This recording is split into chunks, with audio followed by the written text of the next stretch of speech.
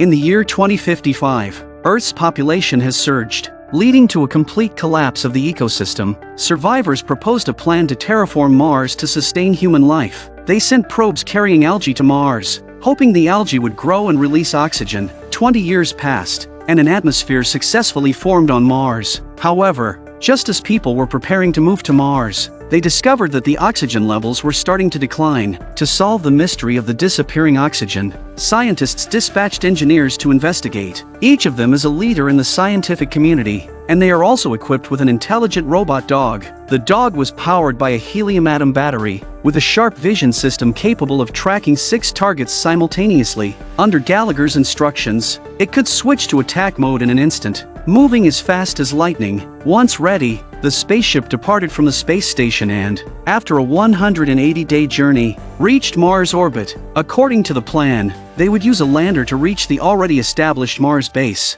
At this moment, a sudden flash of light occurred, and a barrage of gamma rays hit the spaceship. A strong solar flare caused a fire inside the cabin, forcing everyone to rush to the emergency capsule for safety.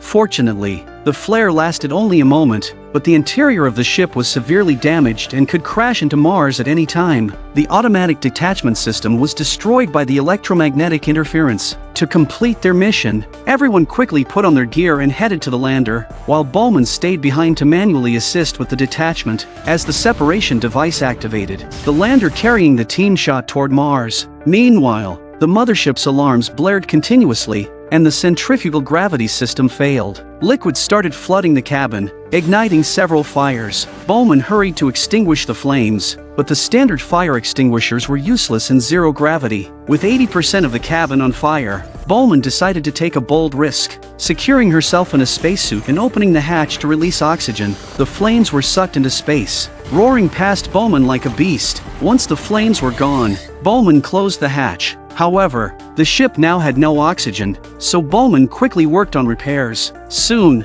the gravity system and oxygen supply were restored. Exhausted, Bowman tried to contact her team but received no response. Scanning the landing zone revealed no trace of the crew. Sensing something was wrong, Bowman sent a message to Earth, confirming her fears. The lander had also encountered a crisis, plummeting toward Mars like a meteor. The astronauts discovered the lander's navigation system was damaged. In a desperate move, they switched to manual control, hurtling toward Mars. They deployed the main parachute at the expected altitude, but their speed remained too high. They jettisoned the cargo hold containing the robotic dog and deployed shock-absorbing airbags. With determined eyes, the lander crashed onto Mars, tumbling down a slope. Just as they felt relieved, the lander fell off a cliff, rolling violently before finally coming to a stop. The astronauts struggled to crawl out onto Mars' surface. They quickly realized their landing was far off course. They lost contact with the mothership, and had only 7 hours of oxygen left. They needed to reach the supply station urgently,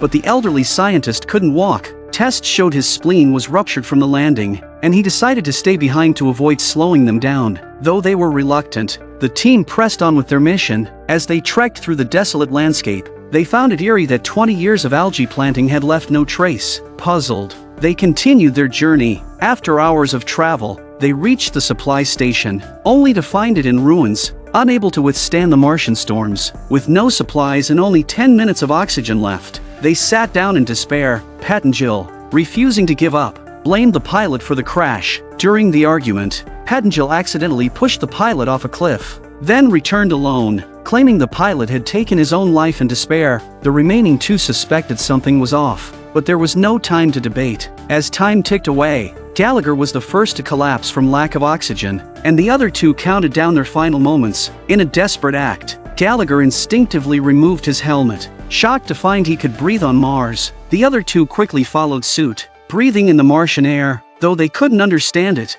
they needed to contact the ship immediately. A map reveals that not far from them, there is a probe vehicle sent in '97 that can contact the ship with the radio on it. Everything seems to be going in the right direction. However, they overlook the abandoned robot dog, which at this point automatically triggers the exploration mode and is released as a small scouting machine after being offered up. By nightfall, the dog had found the 3 at the camp. Gallagher was thrilled to see it, but discovered its processor was badly damaged. Birchnell suggested dismantling the dog's navigation system, but the dog reacted violently, kicking Birchnell away and switching to attack mode. Gallagher tried to remove its battery but was thrown aside. Birchnell grabbed a stick, but it was no match for the dog, which grabbed him by the neck and threw him down, then slowly approached him. It scanned Birchnell with its steel claws clamped together, then snapped one of his ribs. Gallagher was about to intervene, but the robot dog suddenly withdrew and left the camp. Birchnell was confused but relieved to be alive. Gallagher speculated that their conversation had triggered the dog's training mode, designed to injure members and slow down the group, then kill them off one by one during their escape.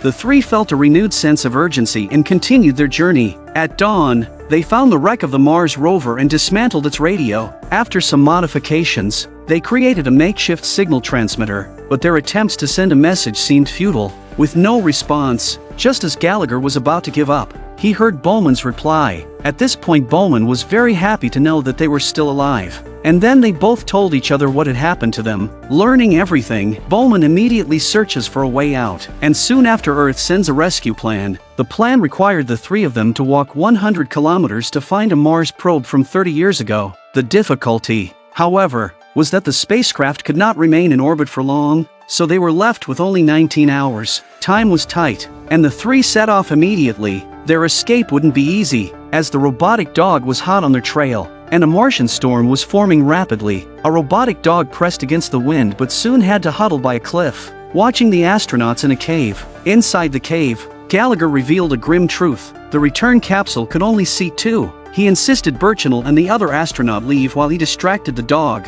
But aside, Pettengill smiled wryly, knowing that the two had always suspected that he had killed his teammate. After the storm passed, Gallagher woke to find Pettengill missing. Using a monitor, he saw Pettengill taking the radio and attempting to leave alone, unaware the dog was nearby. At this moment, Pettengill, who was running, suddenly stopped. As he was about to turn around, he was instantly tackled to the ground by a robotic dog and lost his life in an instant. Now, getting the radio was crucial, so the two quickly set off to find it. After searching all over, they found nothing, not even a trace. Then, they crossed a patch of uneven ground and were surprised to discover it was covered in algae. Before Birchnell could figure out what was going on, Gallagher noticed a green light pointing to the sky and found Pettengill's body there. What puzzled Birchnell was why Pettengill had put his mask back on. Curious, he planned to use a welding torch to remove the helmet, but the next second, the mask started to crackle, and countless sparks shot out from Pettengill's body,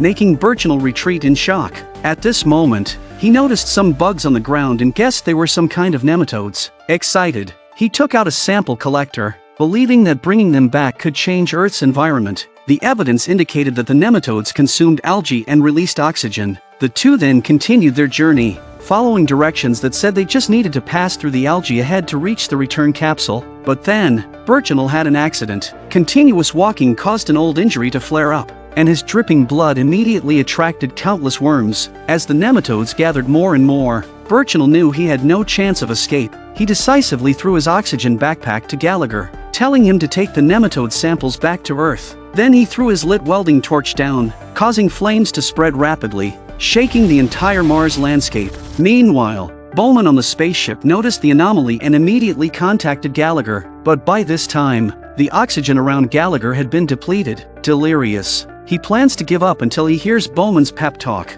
which rekindles his motivation. Following Bowman's directions, he ran and successfully found the return capsule. He then disconnected the sample chamber, found the spaceship's circuits, and connected the radio. Under Bowman's control, the return capsule activated all its equipment. However, just as everything was ready, Gallagher fell into despair again. Due to the long passage of time, the return capsule didn't have enough power to launch, and there were no charging devices around. Gallagher could only sit down in defeat, telling Bowman everything that happened on Mars and expressing his hidden love for her. But the spaceship had already entered a magnetic shielding zone, and their communication was cut off. Gallagher could only wait for death alone. At this moment, the robotic dog's detector also arrived. Realizing it had a helium battery, Gallagher's hope was rekindled. He immediately used fuel to rig the parachute's ejection device and set up a trap with wires, but everything was silent around him. As Gallagher wondered, the robotic dog appeared silently before him.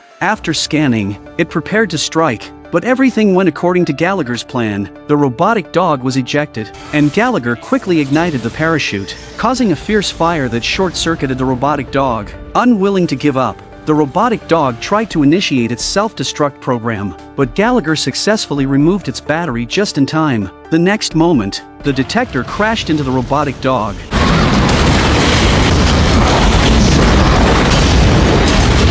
Not daring to delay, Gallagher immediately activated the return capsule. The powerful thrust launched him into space, but the old capsule was on the verge of breaking apart, risking disintegration at any moment. At this point, Bowman, who was preparing to return, she spotted a flash of light and immediately adjusted the ship's orbit, but the distance was too great for docking. In this crisis, Bowman donned her spacesuit, measured the distance between them with infrared, then rescues her spacesuit to a cable and propelled herself towards Gallagher. She quickly grabbed the return capsule but found Gallagher already suffocating. She immediately voice-commanded the cable to retract, pulling the return capsule back. After a series of emergency rescues, Gallagher regained consciousness. Having survived this Mars adventure, the two embraced tightly, no longer hiding their feelings, and set off back to Earth with the nematode samples. Will these nematodes bring good fortune to Earth?